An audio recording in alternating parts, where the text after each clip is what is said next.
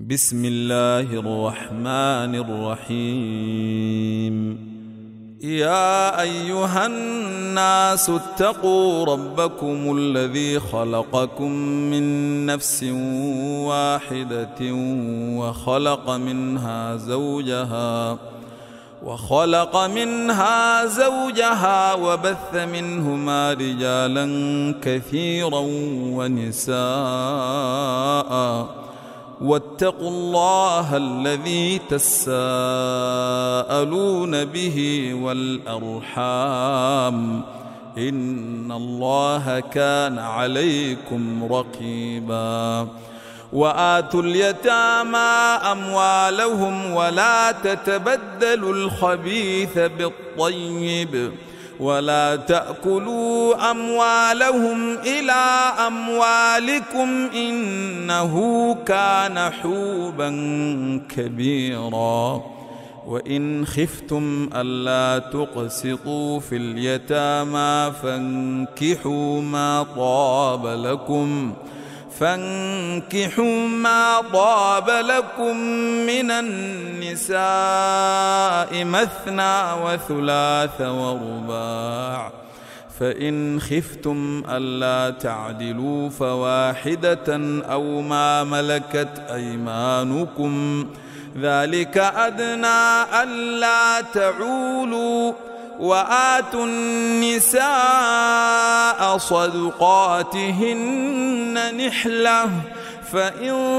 طبن لكم عن شيء منه نفسا فكلوه هنيئا مريئا. ولا تؤتوا السفهاء أموالكم التي جعل الله لكم قياما وارزقوهم فيها واكسوهم وقولوا لهم قولا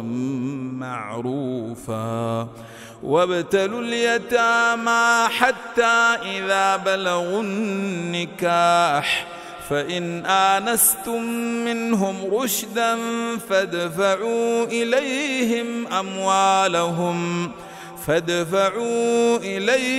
أموالهم ولا تأكلوها إسرافا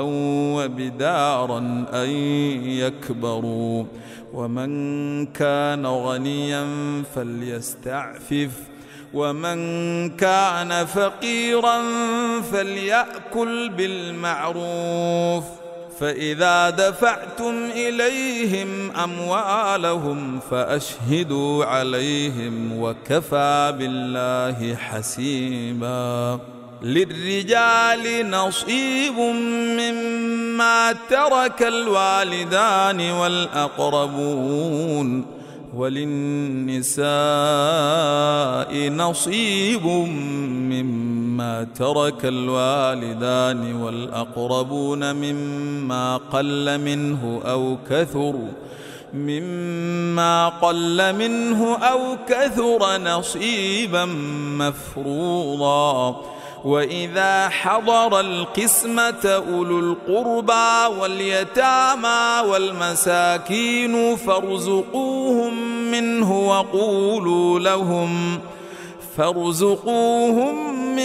وقولوا لهم قولا معروفا. وليخشى الذين لو تركوا من خلفهم ذرية ضعافا خافوا عليهم فليتقوا الله وليقولوا قولا سديدا.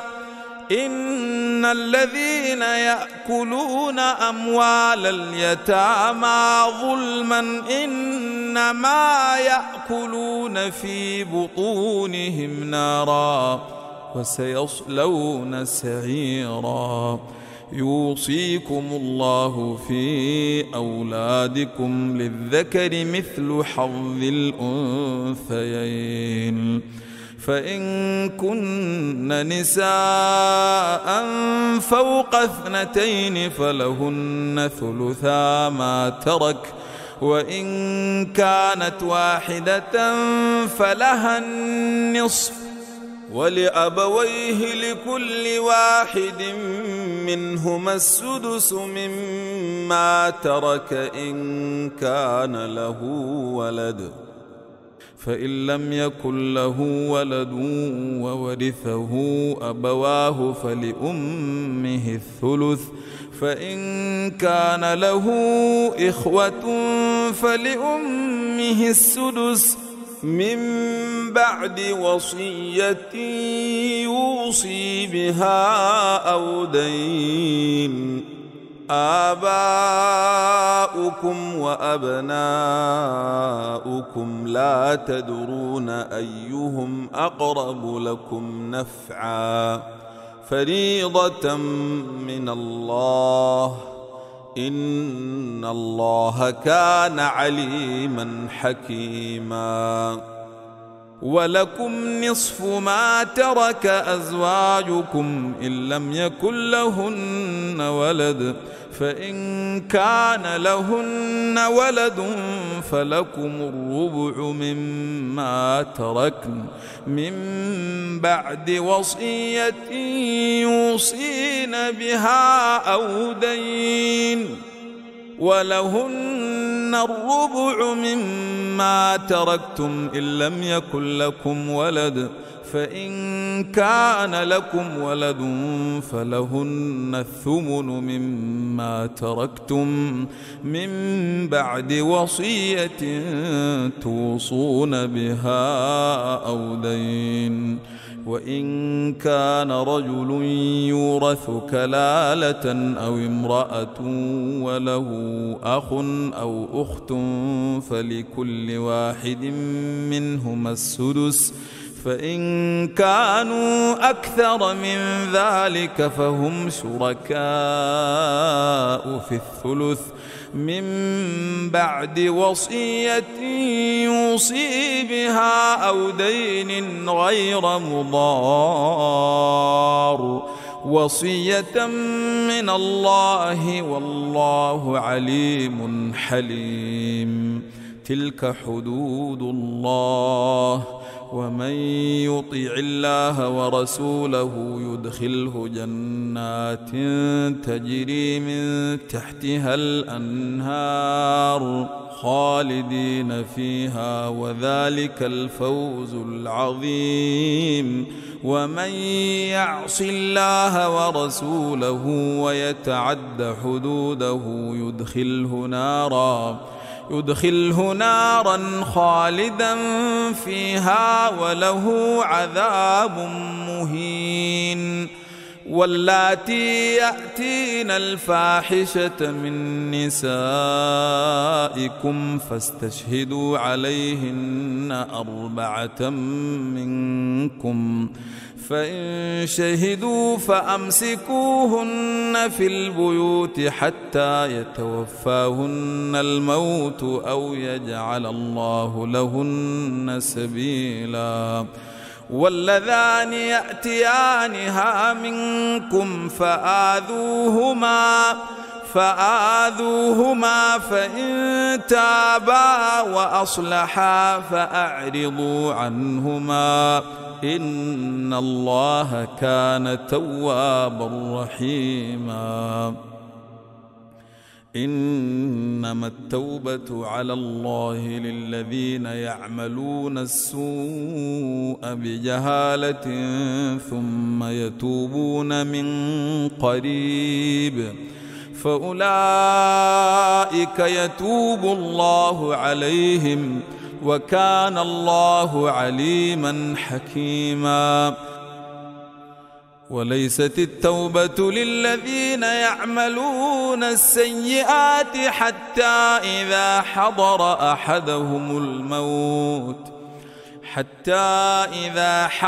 أحدهم الموت قال إني تبت الآن، ولا الذين يموتون وهم كفار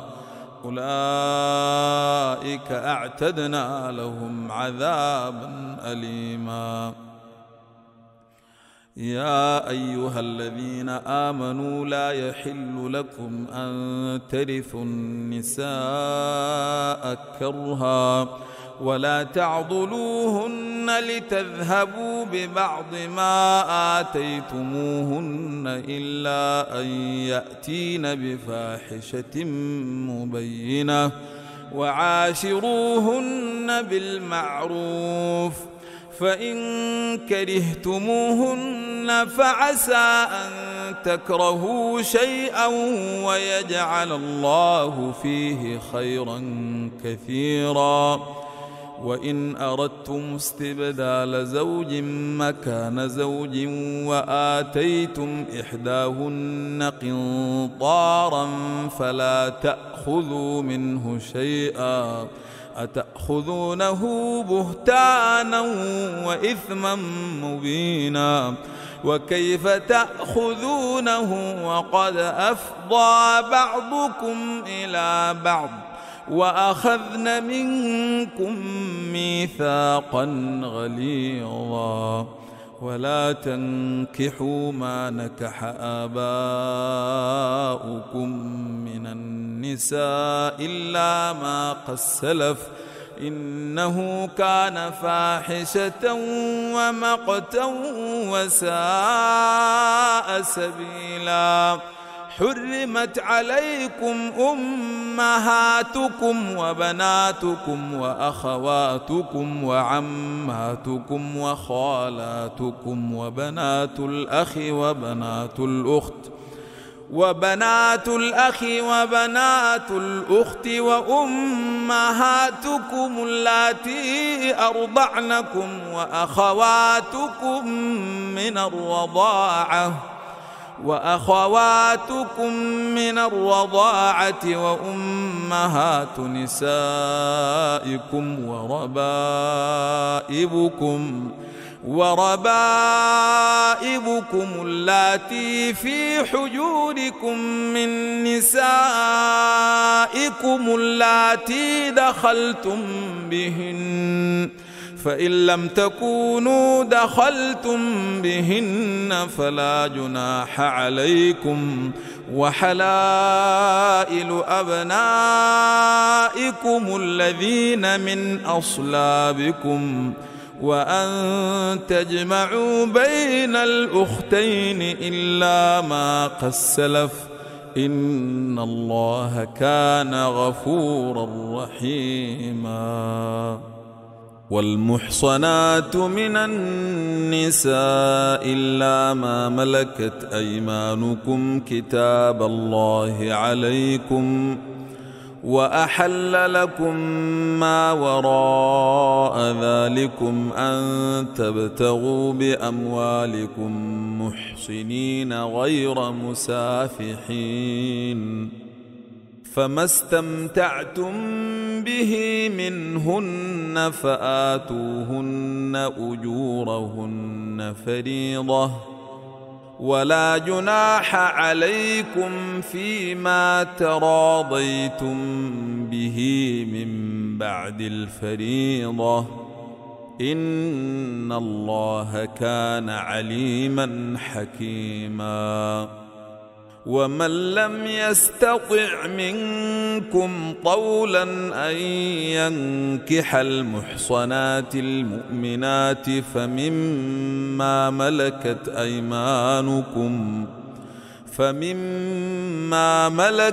أيمانكم من فتياتكم المؤمنات والله أعلم بإيمانكم بعضكم من بعض فانكحوهن بإذن أهلهن وآتوهن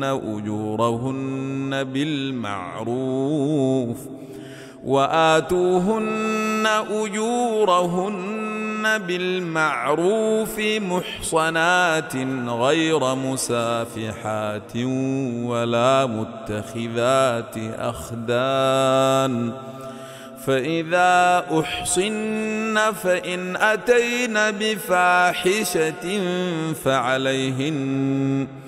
فعليهن نصف ما على المحصنات من العذاب، ذلك لمن خشي العنة منكم، وأن تصبروا خير لكم، والله غفور رحيم. يريد الله ليبين لكم ويهديكم سنن الذين من قبلكم ويتوب عليكم، والله عليم حكيم. والله يريد أن يتوب عليكم ويريد الذين يتبعون الشهوات أن تميلوا ميلا عظيما. يريد الله أن يخفف عنكم، وخلق الإنسان ضعيفا.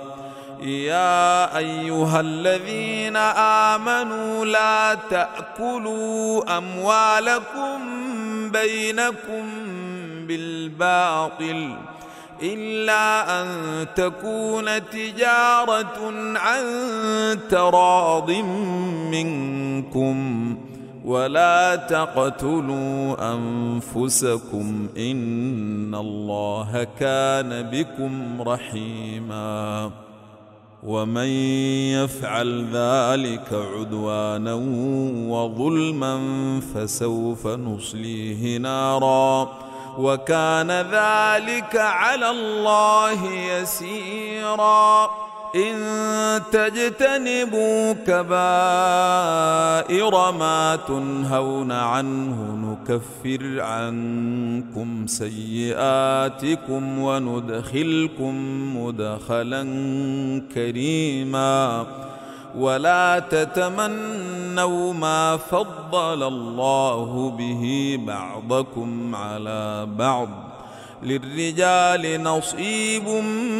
مما اكتسبوا وللنساء نصيب مما اكتسبن، واسألوا الله من فضله إن الله كان بكل شيء عليما. ولكل جعلنا موالي مما ترك الوالدان والأقربون والذين عاقدت أيمانكم فآتوهم نصيبهم إن الله كان على كل شيء شهيدا. الرجال قوامون على النساء بما فضل الله بعضهم على بعض وبما أنفقوا من أموالهم، فالصالحات قانتات حافظات للغيب بما حفظ الله، واللاتي تخافون نشوزهن فعظوهن واهجروهن في المضاجع واضربوهن، فإن أطعنكم فلا تبغوا عليهن سبيلا إن الله كان عليا كبيرا. وإن خفتم شقاق بينهما فابعثوا حكما من أهله وحكما من أهلها إن يريدا إصلاحا يوفق الله بينهما إن الله كان عليما خبيرا. واعبدوا الله ولا تشركوا به شيئا وبالوالدين إحسانا وبذي القربى واليتامى والمساكين والجار ذي القربى والجار ذي القربى والجار الجنب والصاحب بالجنب وابن السبيل وما ملكت أيمانكم إن الله لا يحب من كان مختالا فخورا الذين يبخلون ويأمرون الناس بالبخل ويكتمون ما آتاهم الله من فضله وأعتدنا للكافرين عذابا مهينا والذين ينفقون أموالهم رئاء الناس ولا يؤمنون بالله ولا باليوم الآخر ومن يكن الشيطان له قرينا فساء قرينا وماذا عليهم لو آمنوا بالله واليوم الآخر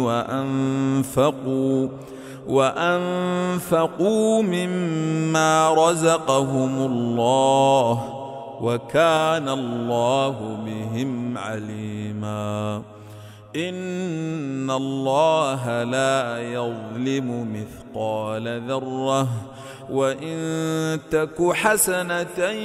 يضاعفها ويؤت من لدنه أجرا عظيما فكيف إذا جئنا من كل أمة بشهيد وجئنا بك على هؤلاء شهيدا يومئذ يود الذين كفروا وعصوا الرسول لو تسوى بهم الأرض ولا يكتمون الله حديثا يا أيها الذين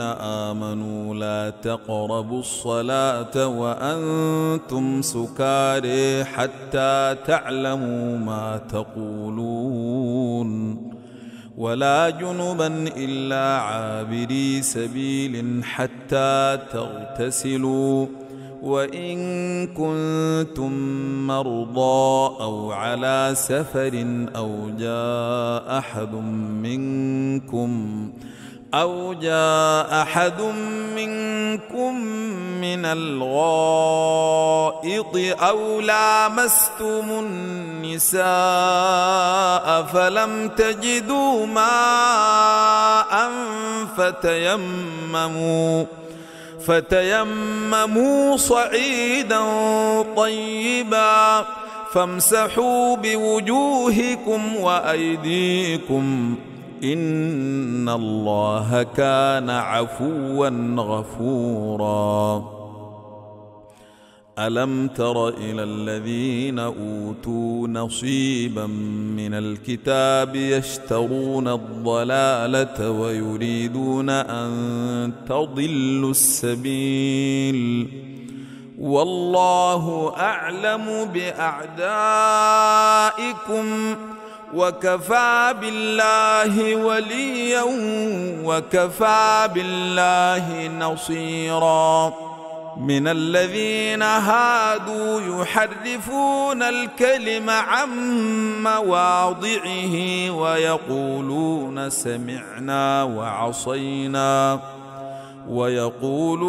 سمعنا وعصينا واسمع غير مسمع وراعنا ليا بألسنتهم وطعنا في الدين ولو أنهم قالوا سمعنا وأطعنا واسمع وانظرنا لكان خيرا لهم وأقوم ولكن لعنهم الله بكفرهم فلا يؤمنون إلا قليلا يا أيها الذين أوتوا الكتاب آمنوا بما نزلنا مصدقا لما معكم من قبل أن نطمس وجوها من قبل أن نطمس وجوها فنردها على أدبيرها أو نلعنهم كما لعنا أصحاب السبت وكان أمر الله مفعولا إن الله لا يغفر أن يشرك به ويغفر ما دون ذلك لمن يشاء ومن يشرك بالله فقد افترى إثما عظيما ألم تر إلى الذين يزكون أنفسهم بل الله يزكي من يشاء ولا يظلمون فتيلا انظر كيف يفترون على الله الكذب وكفى به إثما مبينا ألم تر إلى الذين أوتوا نصيبا من الكتاب يؤمنون بالجبت والطاغوت ويقولون للذين كفروا هؤلاء يهدى من الذين آمنوا سبيلا أولئك الذين لعنهم الله ومن يلعن الله فلن تجد له نصيرا أم لهم نصيب من الملك فإذا لا يؤتون الناس نقيرا أم يحسدون الناس على ما آتاهم الله من فضله فقد آتينا آل إبراهيم الكتاب والحكمة وآتيناهم ملكا عظيما فمنهم من آمن به ومنهم من صد عنه وكفى بجهنم سعيرا إن الذين كفروا بآياتنا سوف نصليهم نارا كلما نضجت جلودهم بدلناهم جلودا غيرها ليذوقوا العذاب إن الله كان عزيزا حكيما والذين آمنوا وعملوا الصالحات سندخلهم جنات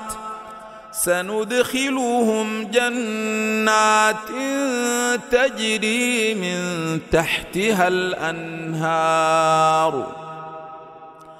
خالدين فيها أبدا لهم فيها أزواج مطهرة وندخلهم ظلا ظليلا إن الله يأمركم أن تؤدوا الأمانات إلى أهلها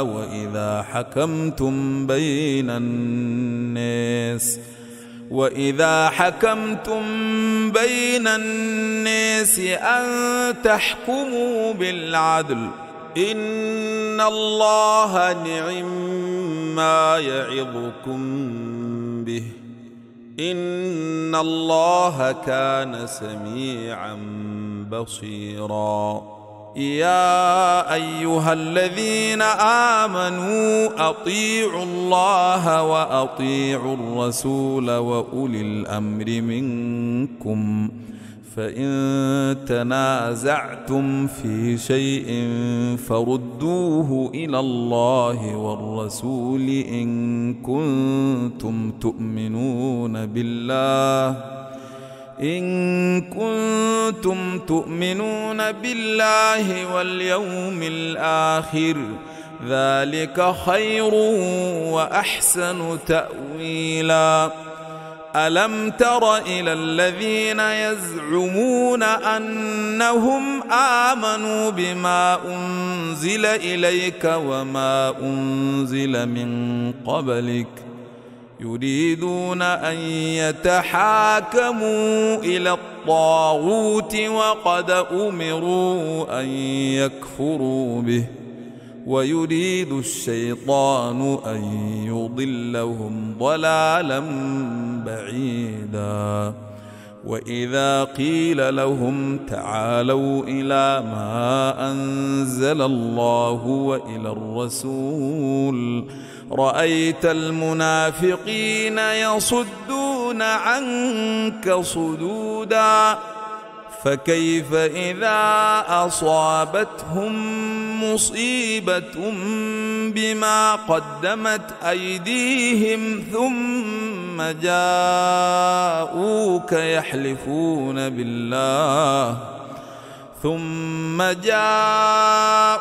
يحلفون بالله إن أردنا إلا إحسانا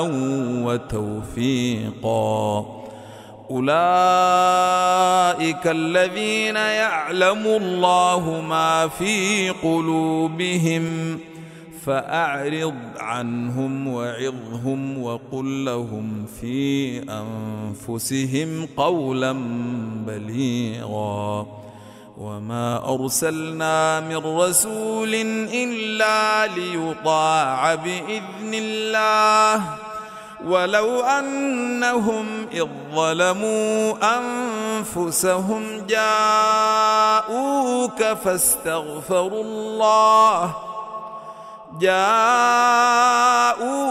فاستغفروا الله واستغفر لهم الرسول لوجدوا الله توابا رحيما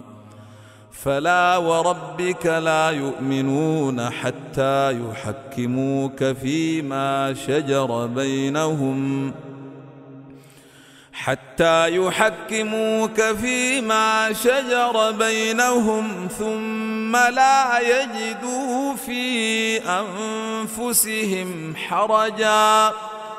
ثم لا يجدوا في أنفسهم حرجا مما قضيت ويسلموا تسليما ولو أنا كتبنا عليهم أن اقتلوا أنفسكم أو اخرجوا من دياركم ما فعلوه إلا قليل منهم ولو أنهم فعلوا ما يوعظون به لكان خيرا لهم وأشد تثبيتا وإذا لآتيناهم من لدنا أجرا عظيما ولهديناهم صراطا مستقيما ومن يطع الله والرسول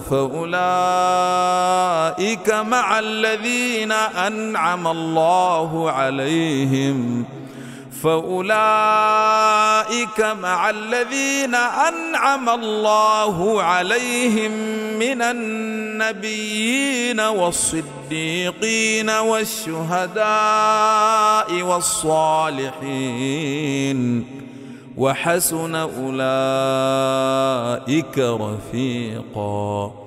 ذلك الفضل من الله وكفى بالله عليما يا أيها الذين آمنوا خذوا حذركم فانفروا ثبات أو انفروا جميعا وإن منكم لمن ليبطئن فإن أصابتكم مصيبة قال قد أنعم الله علي إذ لم أكن معهم شهيدا ولئن أصابكم فضل من الله ليقولن كأن لم يكن بينكم وبينه مودة ليقولن كأن لم يكن بينكم وبينه مودة يا ليتني كنت معهم فأفوز فوزا عظيما. فليقاتل في سبيل الله الذين يشرون الحياة الدنيا بالآخرة، ومن يقاتل في سبيل الله فيقتل أو يغلب فسوف نؤتيه أجرا عظيما. وما لكم لا تقاتلون في سبيل الله والمستضعفين من الرجال والنساء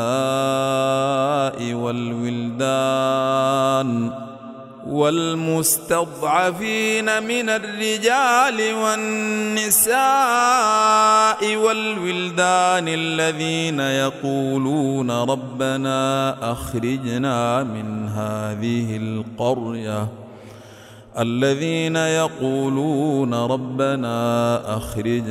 من هذه القرية الظالم أهلها واجعل لنا من لدنك وليا واجعل لنا من لدنك نصيرا. الذين آمنوا يقاتلون في سبيل الله والذين كفروا يقاتلون في سبيل الطاغوت فقاتلوا أولياء الشيطان إن كيد الشيطان كان ضعيفا.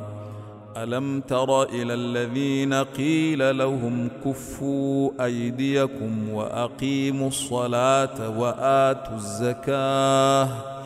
فلما كتب عليهم القتال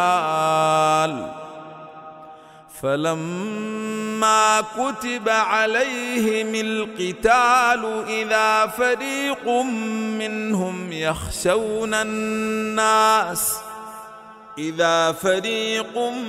منهم يخشون الناس كخشية الله أو أشد خشية وقالوا ربنا لم كتبت علينا القتال لولا أخرتنا إلى أجل قريب قل متاع الدنيا قليل والآخرة خير لمن اتقى ولا تظلمون فتيلا. أينما تكونوا يدرككم الموت ولو كنتم في بروج مشيدة وإن تصبهم حسنة يقولوا هذه من عند الله وإن تصبهم سيئة يقولوا هذه من عندك قل كل من عند الله فما لهؤلاء القوم لا يكادون يفقهون حديثا. ما أصابك من حسنة فمن الله وما أصابك من سيئة فمن نفسك وأرسلناك للناس رسولا وكفى بالله شهيدا. من يطع الرسول فقد أطاع الله ومن تولى فما أرسلناك عليهم حفيظا. ويقولون طاعة فإذا برزوا من عندك بيت طائفة منهم غير الذي تقول والله يكتب ما يبيتون فأعرض عنهم وتوكل على الله وكفى بالله وكيلا. أفلا يتدبرون القرآن ولو كان من عند غير الله لوجدوا فيه اختلافا كثيرا وإذا جاءهم أمر من الأمن أو الخوف أذاعوا به ولو ردوه إلى الرسول وإلى أولي الأمر منهم لعلمه الذين يستنبطونه منهم ولولا فضل الله عليكم ورحمته لاتبعتم الشيطان إلا قليلا فقاتل في سبيل الله لا تكلف إلا نفسك وحرض المؤمنين عسى الله أن يكف بأس الذين كفروا والله أشد بأسا وأشد تنكيلا من يشفع شفاعة حسنة يكن له نصيب منها ومن يشفع شفاعة سيئة يكن له كفل منها وكان الله على كل شيء مقيتا وإذا حييتم بتحية فحيوا بأحسن منها أو ردوها إن الله كان على كل شيء حسيبا الله لا إله إلا هو ليجمعنكم إلى يوم القيامة لا ريب فيه ومن أصدق من الله حديثا فما لكم في المنافقين فئتين والله أركسهم بما كسبوا أتريدون أن تهدوا من أضل الله ومن يضلل الله فلن تجد له سبيلا ودوا لو تكفرون كما كفروا فتكونون سواء فلا تتخذوا منهم أولياء حتى يهاجروا في سبيل الله فإن تولوا فخذوهم وقتلوهم حيث وجدتموهم ولا تتخذوا منهم وليا ولا نصيرا إلا الذين يصلون إلى قوم بينكم وبينهم ميثاق أو جاءوكم حصرت صدورهم أن يقاتلوكم أو يقاتلوا قومهم ولو شاء الله لسلطهم عليكم فلقاتلوكم فإن اعتزلوكم فلم يقاتلوكم وألقوا إليكم السلم فما جعل الله لكم عليهم سبيلا ستجدون آخرين يريدون أن يأمنوكم ويأمنوا قومهم كلما ردوا إلى الفتنة أركسوا فيها فإن لم يعتزلوكم ويلقوا إليكم السلم ويكفوا أيديهم فخذوهم وقتلوهم حيث ثقفتموهم وأولئكم جعلنا لكم عليهم سلطانا مبينا وما كان لمؤمن أن يقتل مؤمنا إلا خطأ ومن قتل مؤمنا خطأ فتحرير رقبة مؤمنة ودية مسلمة إلى أهله إلا أن يصدقوا، فإن كان من قوم عدو لكم وهو مؤمن فتحرير رقبة مؤمنة، وإن كان من قوم بينكم وبينهم ميثاق فدية مسلمة إلى أهله وتحرير رقبة مؤمنة،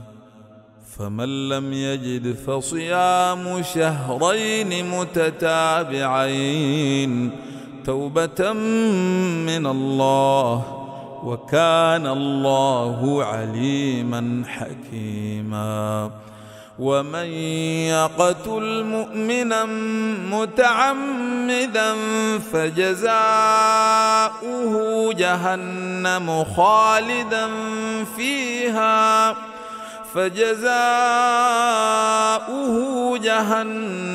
خالدا فيها وغضب الله عليه ولعنه وأعد له عذابا عظيما. يا أيها الذين آمنوا إذا ضربتم في سبيل الله فتبينوا ولا تقولوا لمن ألقى إليكم السلام لست مؤمنا تبتغون عرض الحياة الدنيا فعند الله مغانم كثيرة كذلك كنتم من قبل فمن الله عليكم فتبينوا إن الله كان بما تعملون خبيرا. لا يستوي القاعدون من المؤمنين غير أولي الضرر والمجاهدون في سبيل الله بأموالهم وأنفسهم، فضل الله المجاهدين بأموالهم وأنفسهم على القاعدين درجة، وكلا وعد الله الحسنى،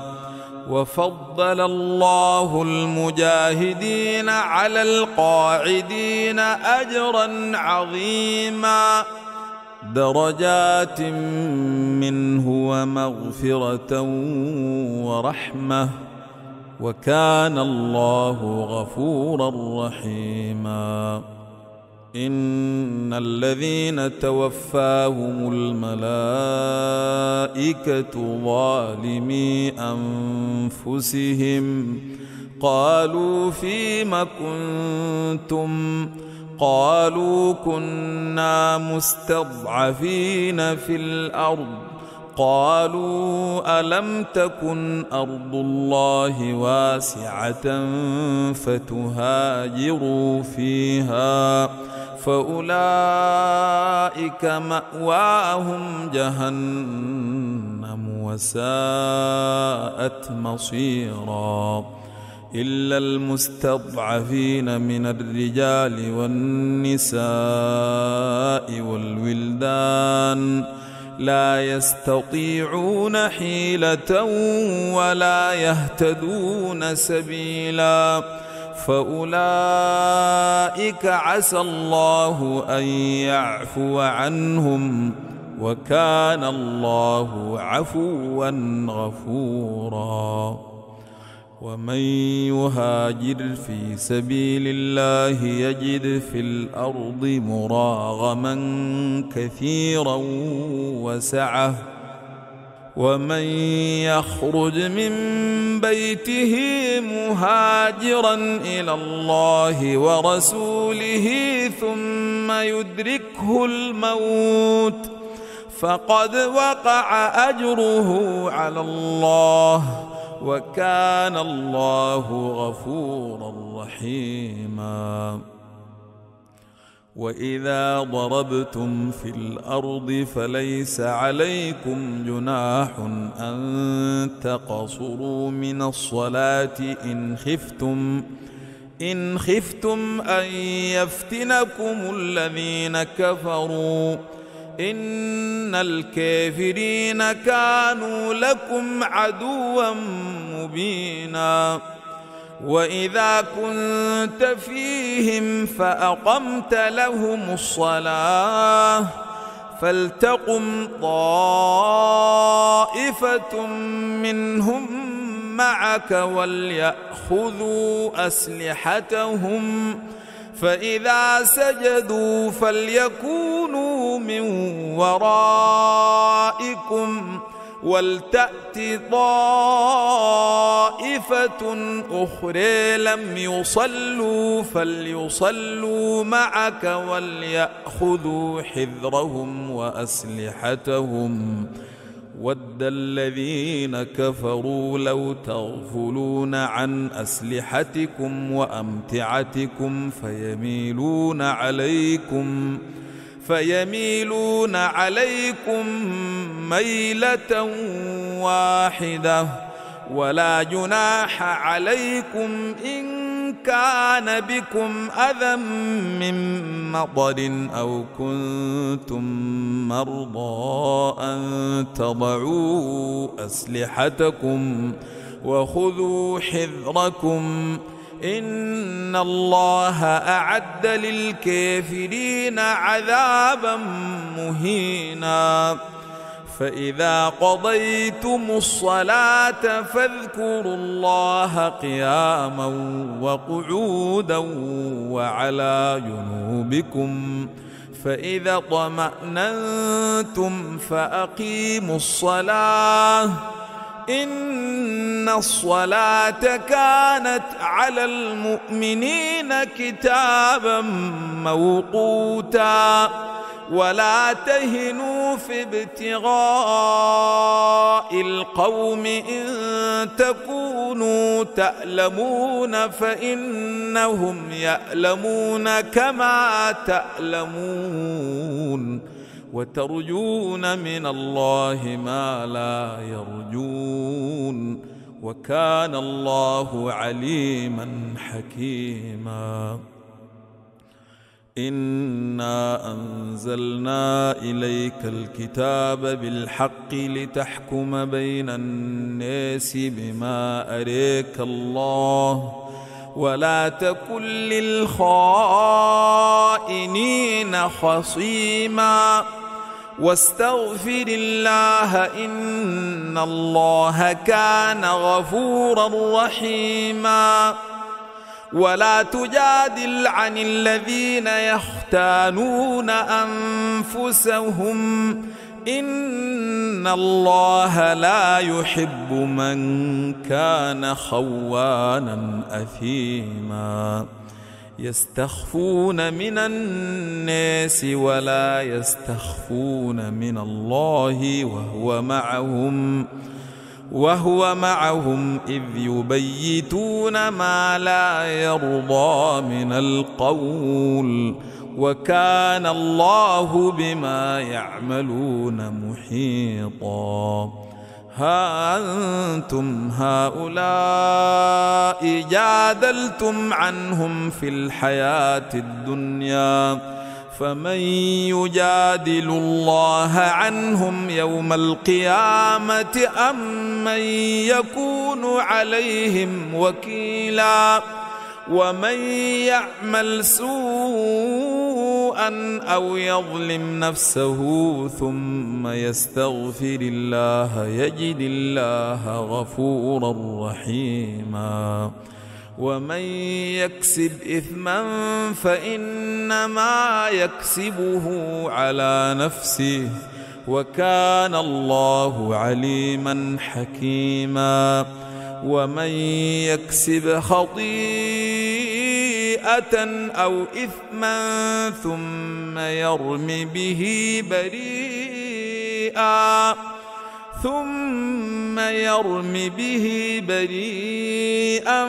فقد احتمل بهتانا وإثما مبينا. ولولا فضل الله عليك ورحمته لهمت طائفة منهم أن يضلوك وما يضلون إلا أنفسهم وما يضرونك من شيء وأنزل الله عليك الكتاب والحكمة وعلمك ما لم تكن تعلم وكان فضل الله عليك عظيما. لا خير في كثير من نجواهم إلا من أمر بصدقة أو معروف أو إصلاح بين الناس ومن يفعل ذلك ابتغاء مرضات الله فسوف يؤتيه أجرا عظيما. ومن يشاقق الرسول من بعد ما تبين له الهدى ويتبع غير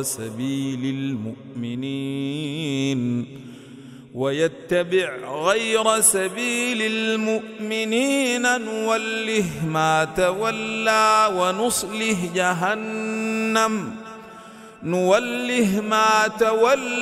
ونصله جهنم وساءت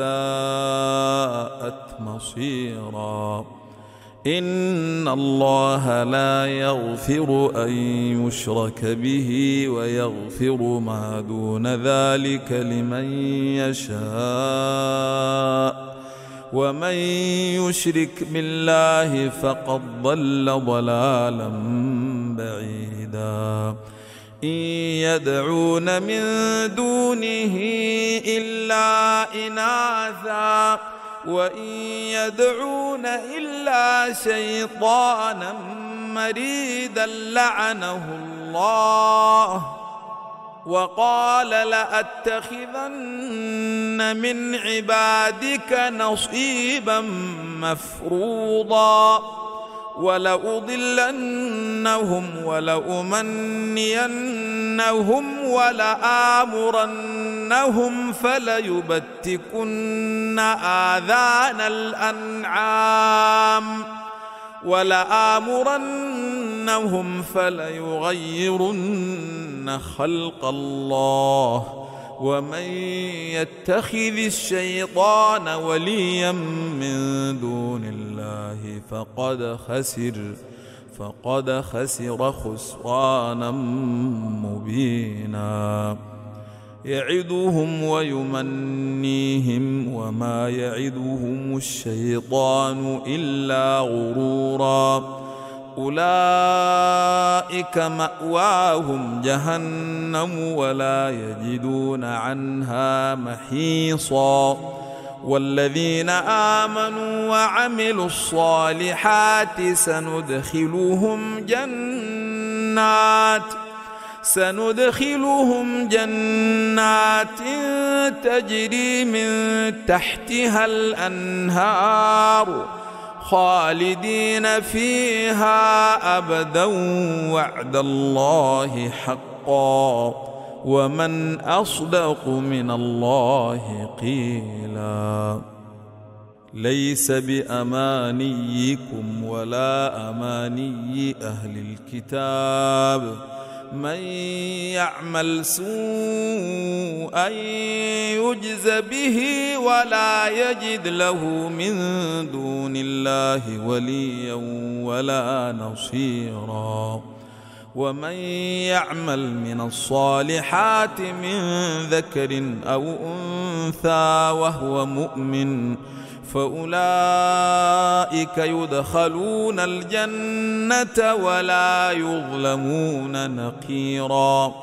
ومن أحسن دينا ممن أسلم وجهه لله وهو محسن واتبع ملة إبراهيم حنيفا واتخذ الله إبراهيم خليلا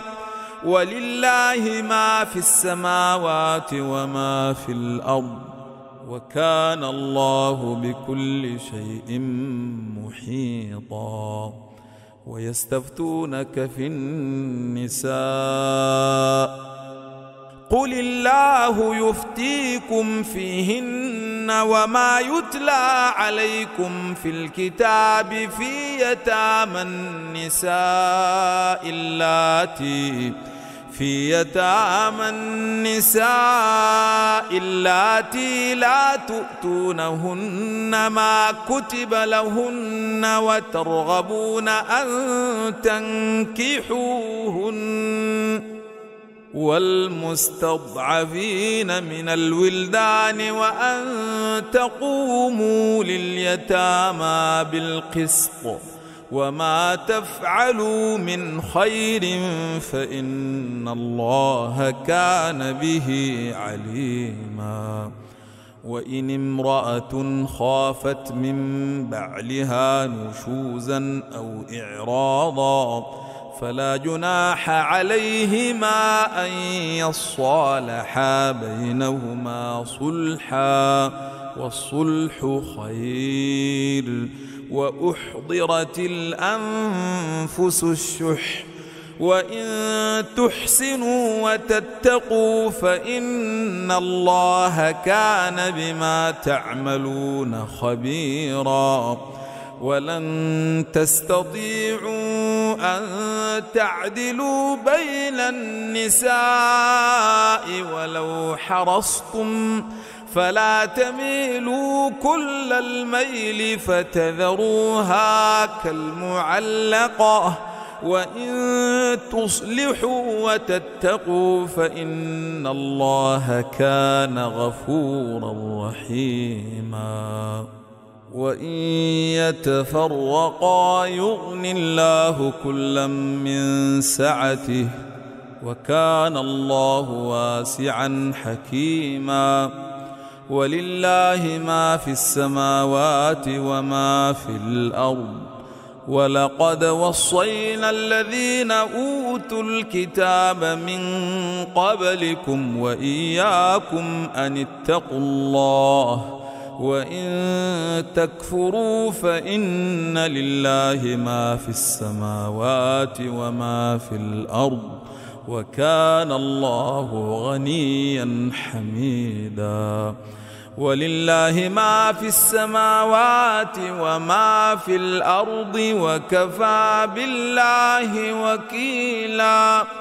إن يشأ يذهبكم أيها الناس ويأت بآخرين وكان الله على ذلك قديرا من كان يريد ثواب الدنيا فعند الله ثواب الدنيا والآخرة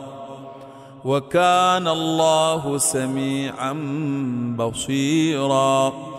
يا أيها الذين آمنوا كونوا قوامين بالقسط شهداء لله ولو على أنفسكم أو الوالدين والأقربين إن يكن غنيا أو فقيرا فالله أولى بهما فلا تتبعوا الهوى أن تعدلوا وإن تلووا أو تعرضوا فإن الله كان بما تعملون خبيرا يا أيها الذين آمنوا بالله ورسوله والكتاب الذي نزل على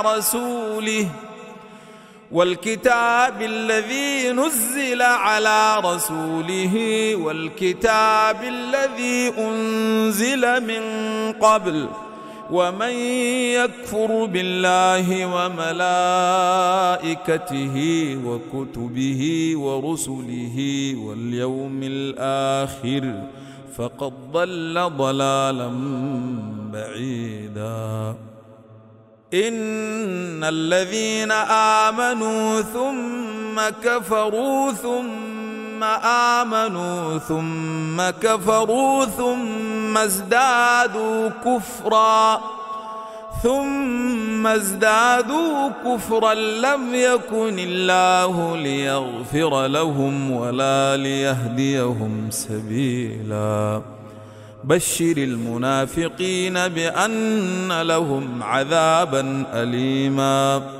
الذين يتخذون الكافرين أولياء من دون المؤمنين أيبتغون عندهم العزة فإن العزة لله جميعا. وقد نزل عليكم في الكتاب أن إذا سمعتم آيات الله يكفر بها ويستهزأ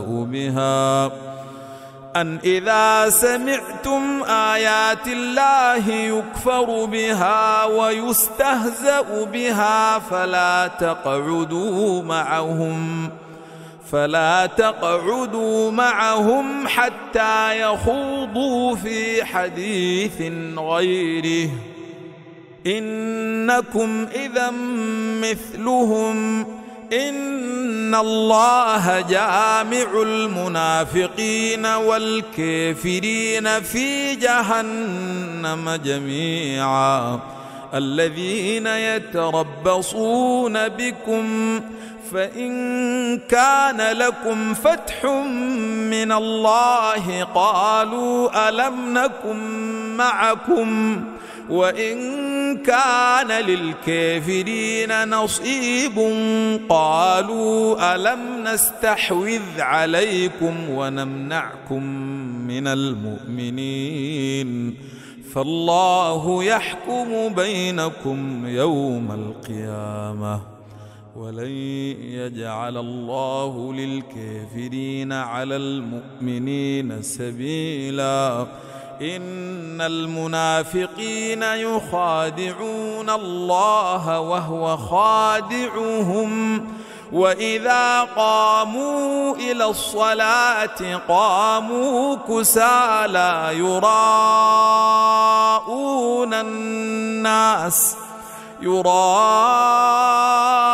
الناس ولا يذكرون الله إلا قليلا مذبذبين بين ذلك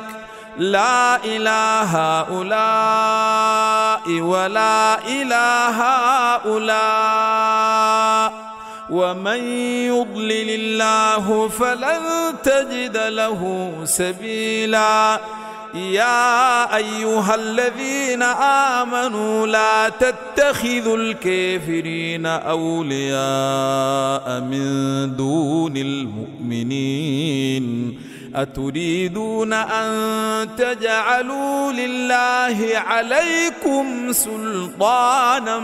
مبينا. إن المنافقين في الدرك الأسفل من النار ولن تجد لهم نصيرا إلا الذين تابوا وأصلحوا واعتصموا بالله وأخلصوا دينهم لله فأولئك مع المؤمنين وسوف يؤتي الله المؤمنين أجرا عظيما. ما يفعل الله بعذابكم إن شكرتم وآمنتم وكان الله شاكرا عليما. لا يحب الله الجهر بالسوء من القول إلا من ظلم وكان الله سميعا عليما.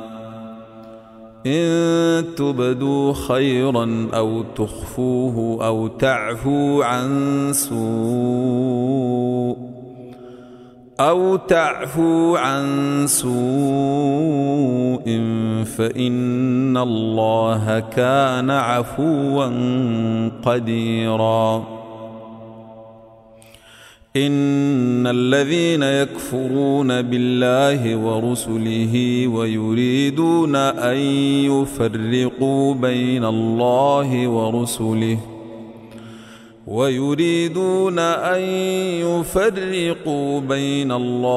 ورسله ويقولون نؤمن ببعض ونكفر ببعض ويريدون أن يتخذوا بين ذلك سبيلا أولئك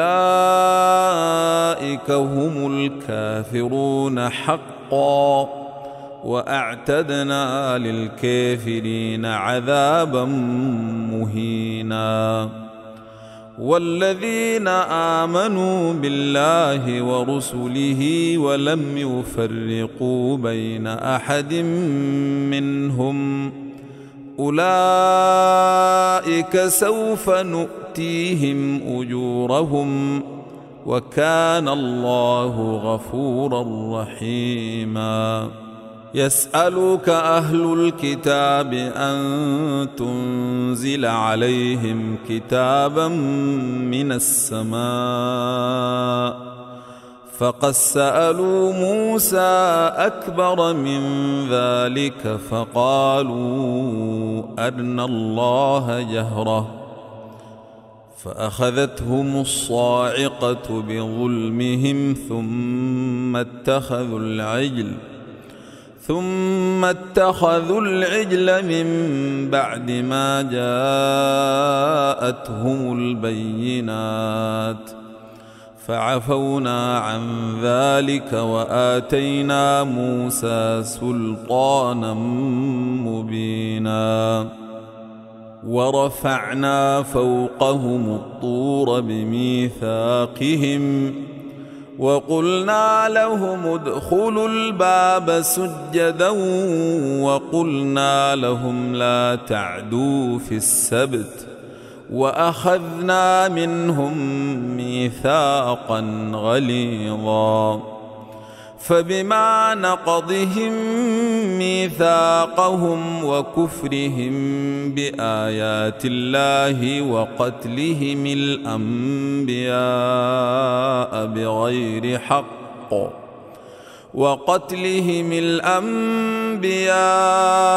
بغير حق وقولهم قلوبنا غلف بل طبع الله عليها بكفرهم فلا يؤمنون إلا قليلا. وبكفرهم وقولهم على مريم بهتانا عظيما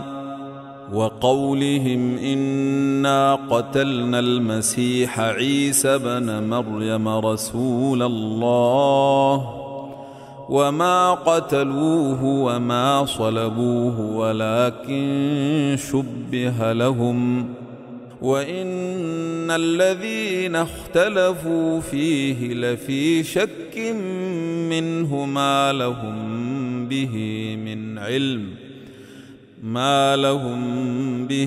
من علم إلا اتباع الظن وما قتلوه يقينا بل رفعه الله إليه وكان الله عزيزا حكيما. وإن من أهل الكتاب إلا ليؤمنن به قبل موته ويوم القيامة يكون عليهم شهيدا. فبظلم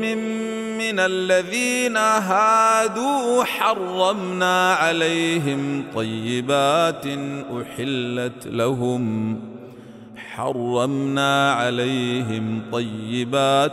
أحلت لهم وبصدهم عن سبيل الله كثيرا وأخذهم الربا وقد نهوا عنه وأكلهم أموال الناس بالباطل وأعتدنا للكافرين منهم عذابا أليما. لكن الراسخون في العلم منهم والمؤمنون يؤمنون بما أنزل إليك وما أنزل من قبلك والمقيمين الصلاة والمؤتون الزكاة والمؤمنون بالله واليوم الآخر أولئك سنؤتيهم أجرا عظيما. إنا أوحينا إليك كما أوحينا إلى نوح والنبيين من بعده وأوحينا إلى إبراهيم وإسماعيل وإسحاق ويعقوب والأسباط وعيسى وأيوب ويونس وهارون وسليمان وآتينا داود زبورا. ورسلا قد قصصناهم عليك من قبل ورسلا لم نقصصهم عليك وكلم الله موسى تكليما. رسلا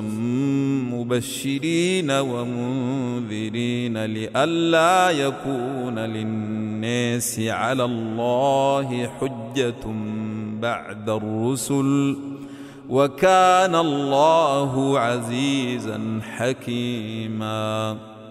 لكن الله يشهد بما أنزل إليك أنزله بعلمه والملائكة يشهدون وكفى بالله شهيدا.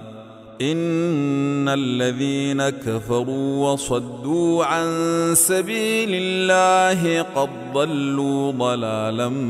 بعيدا.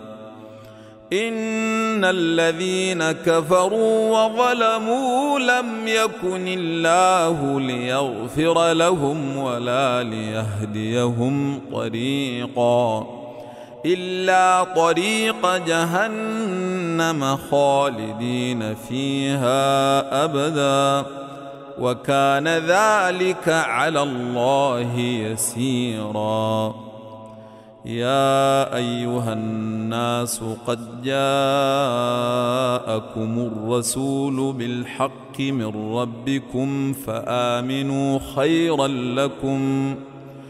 وإن تكفروا فإن لله ما في السماوات والأرض وكان الله عليما حكيما. يا أهل الكتاب لا تغلوا في دينكم ولا تقولوا على الله إلا الحق إنما المسيح عيسى بن مريم رسول الله وكلمته ألقاها إلى مريم وروح منه فآمنوا بالله ورسله ولا تقولوا ثلاثة انتهوا خيرا لكم إنما الله إله واحد سبحانه أن يكون له ولد له ما في السماوات وما في الأرض وكفى بالله وكيلا. لن يستنكف المسيح أن يكون عبدا لله ولا الملائكة المقربون ومن يستنكف عن عبادته ويستكبر فسيحشرهم إليه جميعا فأما الذين آمنوا وعملوا الصالحات فيوفيهم أجورهم ويزيدهم من فضله،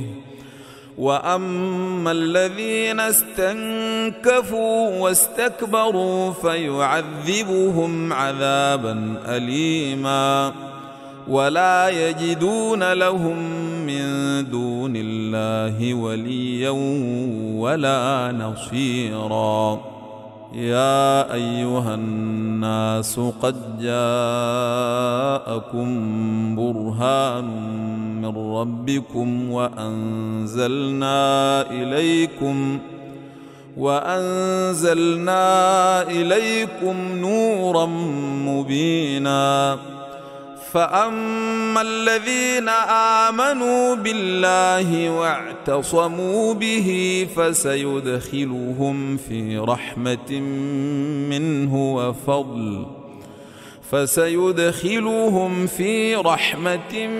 منه وفضل ويهديهم إليه صراطا مستقيما. يستفتونك قل الله يفتيكم في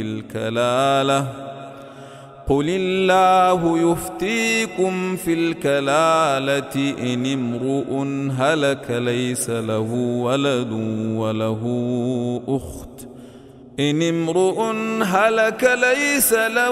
ولد وله أخت فلها نصف ما ترك وهو يرثها إن لم يكن لها ولد، فإن كانتا اثنتين فلهما الثلثان مما ترك، وإن كانوا إخوة رجالا ونساء فللذكر مثل حظ الأنثيين. يبين الله لكم أن تضلوا والله بكل شيء عليم.